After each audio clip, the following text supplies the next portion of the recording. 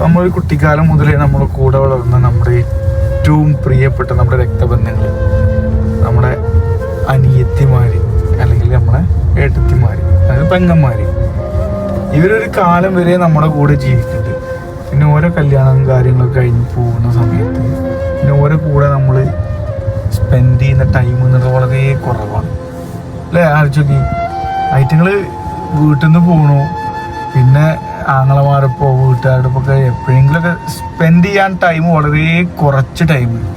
അതായത് കല്യാണം കഴിഞ്ഞാൽ ഒരു പുതുസിലൊക്കെ ഇങ്ങനെ കുറച്ചിങ്ങനെ വരും. പിന്നെ കുട്ടികൾ കാര്യങ്ങളൊക്കെ ആയി കഴിഞ്ഞാൽ ഇപ്പം ഇങ്ങനെ ആലോചിച്ചാൽ നമ്മളെ ഉമ്മാൻ്റെ വീട്ടിലൊക്കെ വളരെ ഒരു 70% ആളുകളും പോയാൽ പോയി അല്ലേ? പട്ടിണിയും പായരും മക്കളും കുട്ടികളും അടങ്ങാൻ നിൽക്കും. അതായത് ഒരു കൈൻഡ് ഓഫ് ഒരു ഇടങ്ങാറാണല്ലേ ഞാൻ ആലോചിക്കില്ലേ? ശരിക്കും എന്ന് പറഞ്ഞു കഴിഞ്ഞാൽ ആകാശദൂത് സിനിമയിലല്ലേ ഒരു മൊമെന്റ്, അതിൽ ആ ഒരു മരണ കാര്യങ്ങളല്ല, പക്ഷെ എങ്കിൽ പോലും എല്ലാവരും പല കോർണറിലാണ് സാധനമല്ലോ.